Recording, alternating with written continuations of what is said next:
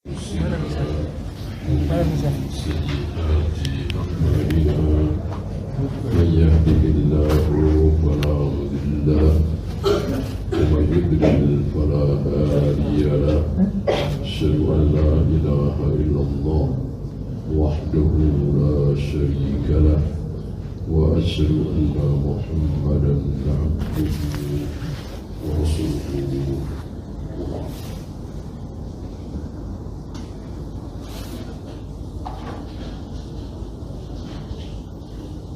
Terakhir tentang seorang manusia yang memiliki 2 lembah emas. Berapa ribu ton itu?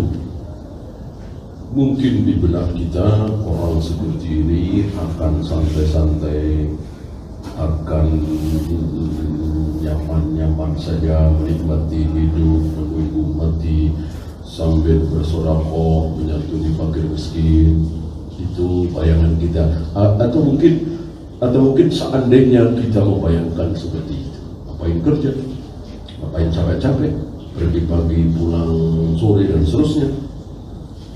Istilahnya tidak akan habis dimakan 7 turunan, 17 turunan, kemudian ternyata kata Allah tidak. Orang yang seperti itu bukannya akan santai-santai menikmati hidup, justru akan pusing, akan berpikir keras gimana caranya supaya menjadi 3 lembah. Udah dapat 3 lembah, 4 lembah, 4 lembah, 5 lembah dan seterusnya. Dan ternyata kata Allah lewat lisan Nabi tadi, kita sedang saksikan betapa manusia-manusia yang memiliki dunia yang luar biasa, mereka pun pusing, mereka pun sedang berpikir keras supaya kekayaannya bertambah lagi. Bukannya santai-santai menikmati hidup, bukan. Justru kebalikan. Berapa banyak saudara-saudara kita yang penghasilan pas-pasan, ya kadang nyisa dikit, begitu nyisa agak banyak, 10 hari nggak usah kerja masih bisa makan, santai, nikmat, lezat sambil nunggu mati. Apakah akan masuk surga atau masuk neraka? Ya, kita lanjut hadis terakhir dari bab ini, bab taubat. Nanti kita masuk bab sabar. Hadis terakhir, hadis 24. Wa an Abi Hurairah radhiyallahu anhu anna Rasulullah sallallahu alaihi wasallam qala yadhaqullahu ila rajulain. Allah tertawa melihat 2 laki-laki. Yaqtulu ahaduhum al-akhar. 2 laki-laki ini saling berbunuh-bunuhan dengan pedang mereka masing-masing, dengan senjata masing-masing. Yadkhulanil jannah. Dan 2 laki-laki ini akhirnya masuk. Pernah dengar hadis ini? Masuk surga. Masuk surga, bukan masuk neraka. Yang masuk neraka bab niat dulu, ya. Jika 2 orang muslim berbunuh-bunuhan, maka yang membunuh dan yang dibunuh dua-duanya masuk neraka. Ini hadis yang lain lagi. Kalau yang itu sudah kita bahas, ya, bahwa ketika seseorang baru berniat mau membunuh, baru berniat mau minum khamr, baru berniat mau berjudi, baru berniat mau berzina, sudah dosa. Kecuali kalau niat itu dia batalkan, tidak dosa. Bukannya tidak dosa, malah dapat pahala. Ya, tapi kalau niat itu terus bersarang dalam hatinya, nggak hilang-hilang. Kapan ada khamr saya mau minum, kapan ada kesempatan saya mau berzina, kapan ketemu dia akan saya bunuh, minimal saya hajar. Niat itu selalu bersarang di hatinya, maka dia sudah berdosa. Jadi, ini hadis lain lagi. Ada dua orang saling berbunuh-bunuhan dan akhirnya dua-duanya masuk surga. Kok bisa begitu? Nah, mari kita lihat keterangan dari Nabi. Yuqatilu hadza fi sabilillah fayuqtal. Jadi dua orang laki-laki itu, yang satu muslim, yang satu kafir. Yang satu kafir, yang satu muslim. Berantem dalam medan perang. Yang muslim tentu dalam rangka menyebarkan ajaran Islam, li'ila'i kalimatillah walibtiqa'i mardatillah, dalam rangka mencari ridha Allah, berjihad. Yang kafir tentu dalam rangka membela kekafirannya. Yang muslim, yang mukmin kalah, mati, ditusuk, ditombak, ditembak, masuk surga. Masuk surga, syahid kan? Gitu. Tsumma yatubullahu 'alal qatil. Kemudian yang membunuh ini seminggu kemudian, atau sebulan kemudian, atau setahun kemudian masuk Islam. Itu banyak sekali di zaman Nabi, di zaman sahabat. Yang kafir yang membunuh si muslim ini beberapa waktu kemudian masuk Islam. Setelah masuk Islam, ya mau nggak mau dia harus siap berjihad. Dia berjihad, dia membela Islam karena sudah masuk Islam ya. Lalu dia mati pula di medan jihad. Akhirnya masuk surga. Ketemulah di surga. Nah, ketika mereka berdua saling berbunuh-bunuhan tadi, Jibril nggak tahu, Mikail nggak tahu, Iblis nggak tahu, setan nggak tahu, Rasulullah nggak tahu kalau dua-duanya akan bertemu di surga. Allah tahu. Nah, detik itulah Allah tertawa. Dan ketika para sahabat mendengar sabda Nabi Allah tertawa ini, para sahabat tidak ada yang bertanya, ya Rasul, maksud Allah tertawa itu apa? Maksud sih Allah tertawa? Gak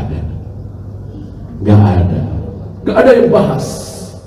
Artinya para sahabat membiarkan sabda Nabi seperti ini, bahwa Allah betul-betul tertawa.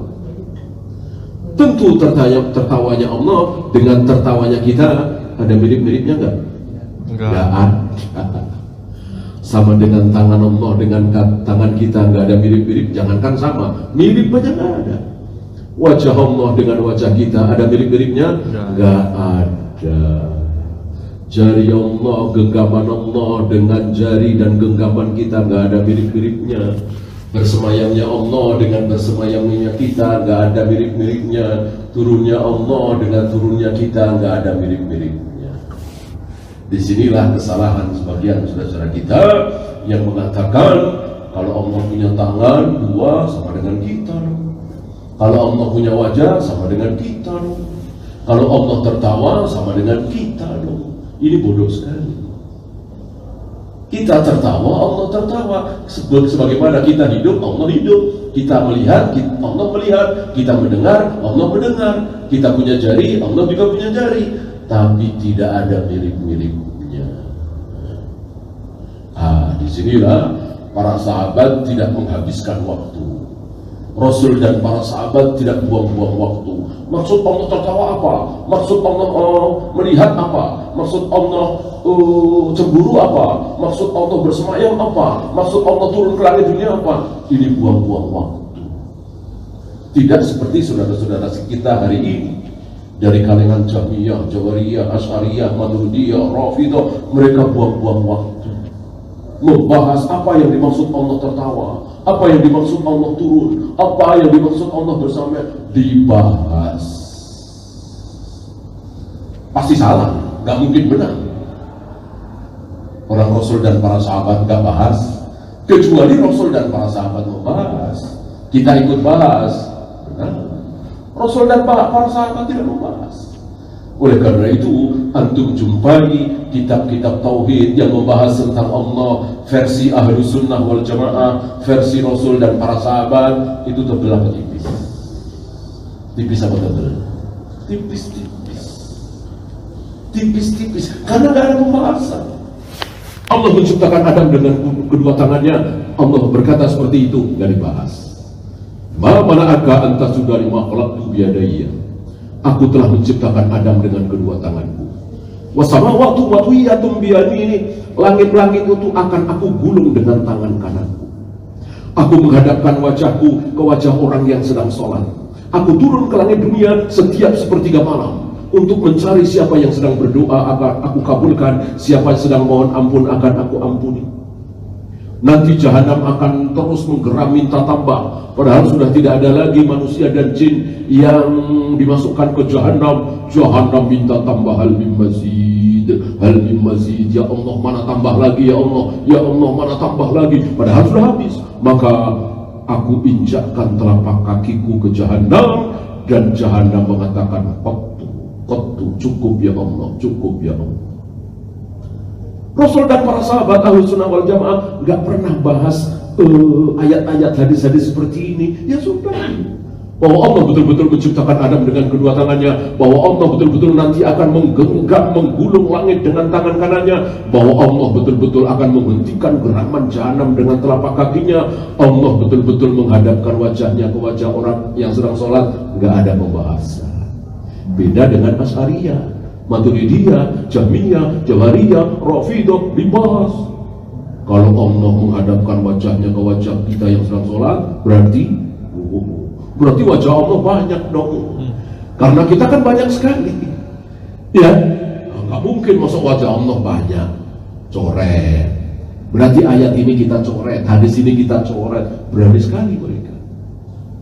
Beda dengan Ahlus Sunnah wal Jamaah, mengikuti Rasul dan para sahabat, gak ada pembahasan sama sekali. Mereka betul-betul sami'na wa ata'na, bahwa Allah betul-betul menghadapkan wajahnya ke wajah orang yang sedang sholat, dan itu bukan kiasan. Gak ada Nabi mengatakan ini kiasannya, ini kiasannya, ini kiasannya. Kalau kiasan, mustahil. Nabi bersabda, oleh karena itu ketika engkau sedang sholat, jangan membuang sesuatu di mulutmu ke depan, ludah misalnya, atau mungkin sisa makanan misalnya, kita buang ke arah depan. Karena di depan kita betul-betul sedang ada wajah Allah. Nggak pantas dan dosa dan haram. Oleh karena itu, kalau engkau sedang sholat mau buang ludah atau reak atau sesuatu yang ada nyelip di gigimu, maka caranya begini. Sambil Nabi mencontohkan dengan kain, kita mungkin tisu atau dibuang ke bawah, ke sebelah kiri, jangan ke depan. Kenapa? Karena di depan wajah kita yang sedang sholat itu ada wajah Allah, dan ini bukan kias, gitu ya.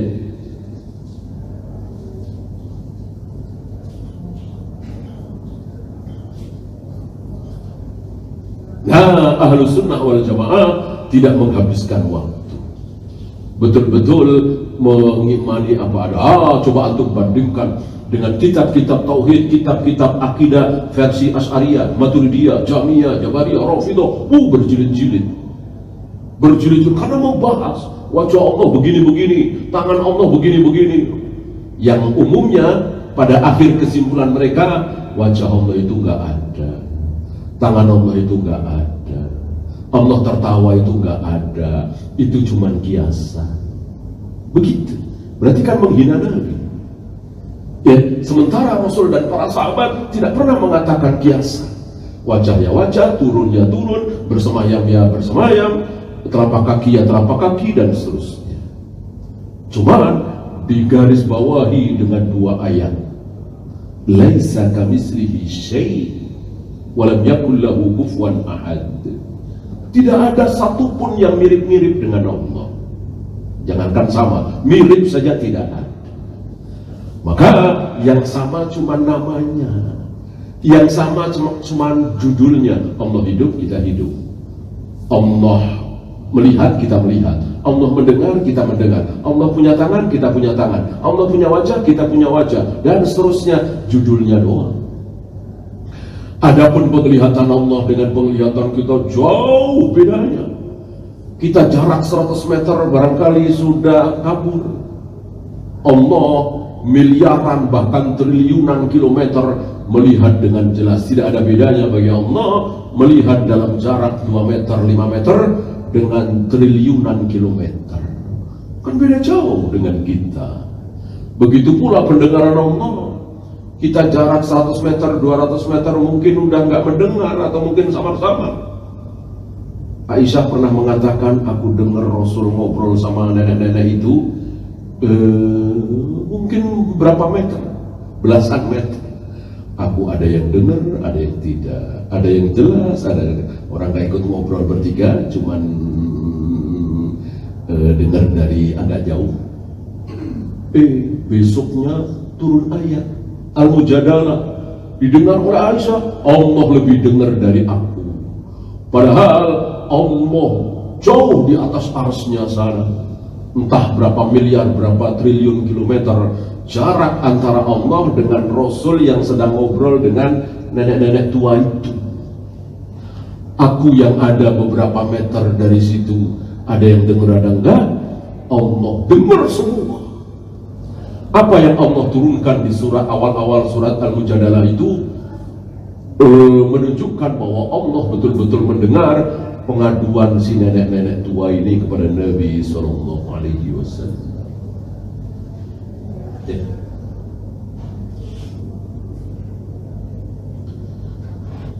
Nah, ini wajib kita imani apa adanya. Namanya juga akidah, tauhid. Ya. Jangan kita pergunakan akal kita, logika kita, kejeniusan kita untuk memahami ini. Nggak bakalan paham. Mau paham dari mana? Allah turun ke langit dunia setiap sepertiga malam, padahal sepertiga malam itu ada di mana? Ada di mana? Ada di mana-mana. Sekarang nih sepertiga malam, adakah satu negeri yang sedang sepertiga malam? Ada. Setiap jam ada, setiap menit ada. Berarti Allah sibuk naik turun, gak paham kan? Gak bakalan paham. Maka udah imani apa adanya. Ketika antum setengah jam sebelum subuh, 1 jam sebelum subuh, 2 jam sebelum subuh, antum meyakini Allah sedang turun ke langit dunia ini, dekat sekali dengan kita. Dan Allah sedang nyari-nyari siapa yang sedang berdoa. Oleh karena itu, aku mau berdoa. Aku kebetulan sedang terlilit hutang, aku kebetulan sedang nyari jodoh, aku kebetulan sedang butuh pekerjaan. Mumpung Allah turun ke langit dunia, ya Allah, bukakanlah pintu rizki. Ya Allah, dekatkanlah jodohku. Ya Allah, lunasilah hutang-hutangku. Begitu. Itu cara cerdas. Ngapain bahas Allah naik turun, naik turun? Nggak usah dibahas.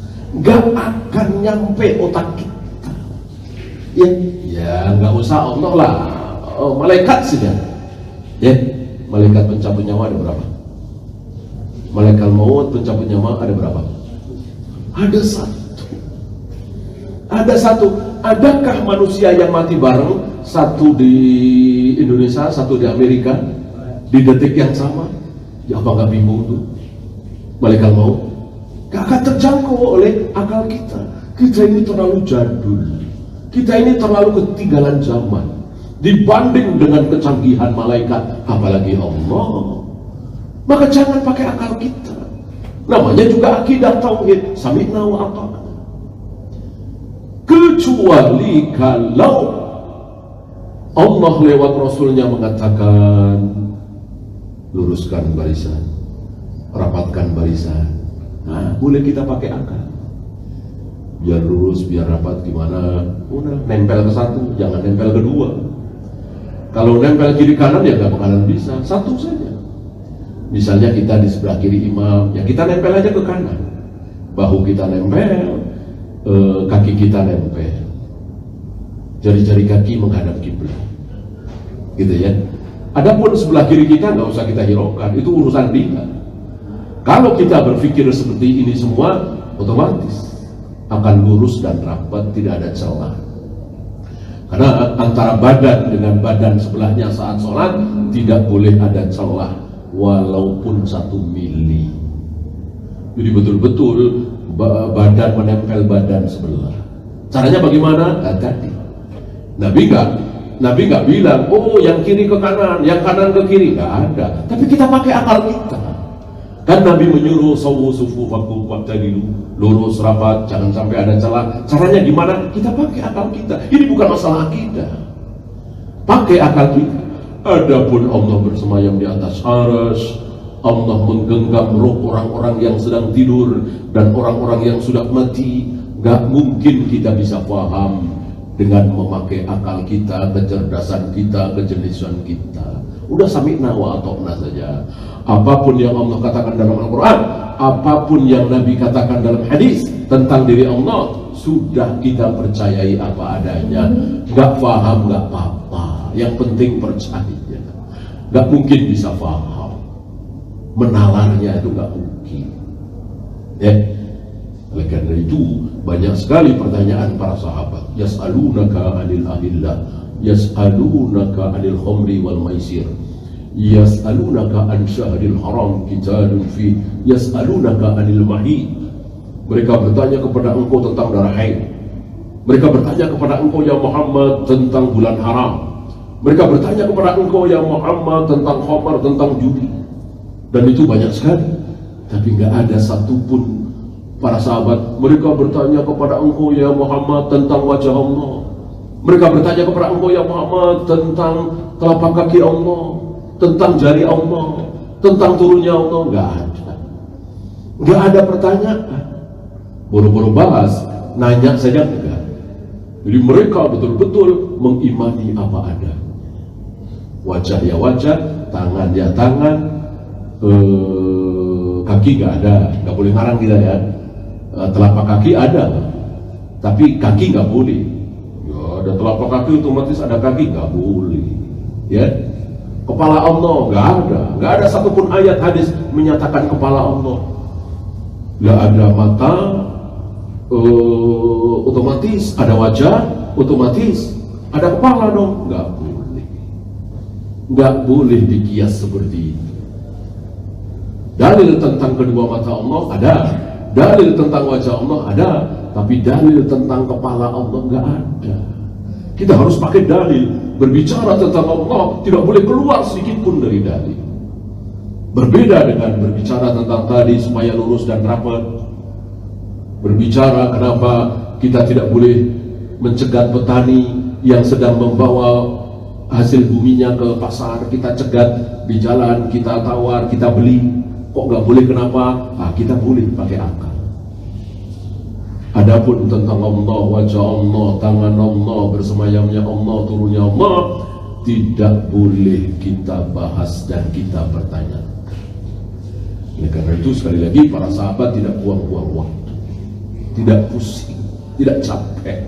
Adapun firqah-firqah yang saya sebutkan tadi diwakili oleh seorang tokoh dari mereka, Ar-Razi namanya, Fakhrur Razi, itu menyesal di akhir umurnya. Aku capek, aku lelah, aku menghabis-habiskan waktu membahas tentang wajah Allah, tangan Allah, bersemayamnya Allah. Udah begitu nggak ada hasilnya. Ya, akan jauh lebih baik kalau otak mereka dipakai untuk berpikir kenapa unta itu ada airnya di dalamnya. Kenapa air itu selalu mencari tempat yang lebih rendah? Kenapa berbeda dengan asap awan selalu ke atas dan seterusnya dan seterusnya? Ini justru boleh bahkan baik. Adapun berpikir tentang Allah, membahas sifat Allah tidak boleh. Tafakkaru fil khalqi wa la tafakkaru fil khaliqi. Berpikirlah kalian tentang makhluk, bagaimana bumi dihamparkan, bagaimana gunung ditegakkan, bagaimana unta dijadikan. Silakan berpikir. Jangan pernah berpikir tentang wajah Allah, tangan Allah, bersemayamnya Allah, dan seterusnya. Satu lagi, kita tidak boleh mendahului takdir. Ini calon neraka. Kenapa? Ya bayangkan saja seorang sahabat dibunuh. Sahabat itu kan manusia termulia, dibunuh sama dia. Dia pasti neraka. Bolehkah? Tidak boleh. Ini yang dibunuh kan sahabat. Ya, sahabat yang dibunuh oleh Khalid bin Walid ada berapa? Sahabat yang dibunuh oleh Amr bin As ada berapa? Sahabat yang dibunuh oleh Abu Sufyan ada berapa? Tapi ternyata Abu Sufyan, Amr bin As, Khalid bin Walid akhirnya masuk surga. Allah beri hidayah mereka semua yang tadinya musuh Islam menjadi masuk Islam dan mencintai Islam dan siap mati demi Islam. Jadi betul-betul takdir itu, sifat takdir itu rahasia, betul-betul rahasia.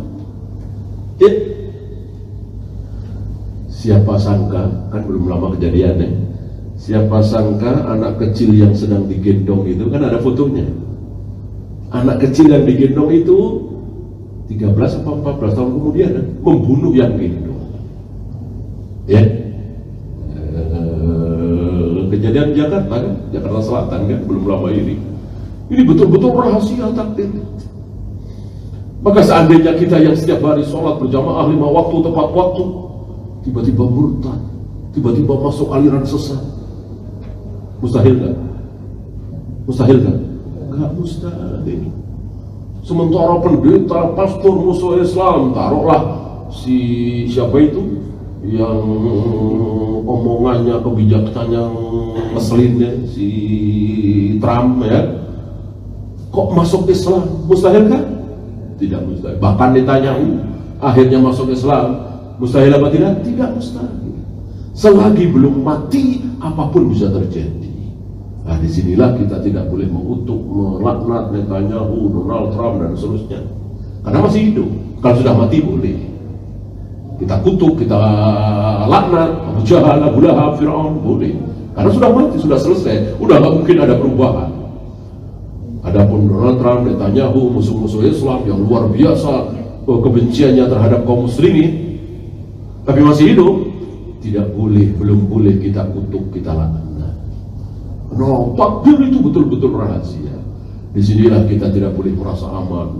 Mentang-mentang tiap malam sholat tahajud, mentang-mentang puasa Daud, mentang-mentang selalu bersedekah, lalu kita merasa aman, pasti masuk surga, nggak mungkin disesatkan oleh Allah. Jangan. Nabi Ibrahim saja berdoa apa? Nabi Ibrahim saja berdoa apa? Wajnubni wa baniya an na'budal asnam. Jauhkanlah aku dan anak keturunanku ya Allah dari menyembah berhala. Sekelas beliau manusia termulia di muka bumi ini nomor 2, masih berdoa jangan sampai aku menyembah berhala ya Allah. Mungkin kita nggak kepikiran, mungkin kita nggak kepikiran. Ya Allah jangan sampai saya murtad, ya Allah jangan sampai saya nyembah berhala. Mungkin nggak kepikiran. Ya paling kita ya Allah jangan sampai saya selingkuh, jangan sampai saya korupsi gitu ya, yang nyerempet gitu. Kita nggak kepikiran. Ya Allah jangan sampai saya murtad. Nabi Ibrahim kepikiran. Benar siapa? Kita apa Nabi Ibrahim? Tentu Nabi Ibrahim alaihi salatu wassalam. Ya itu saja. Ada pertanyaan barangkali sebelum ditutup? Silakan.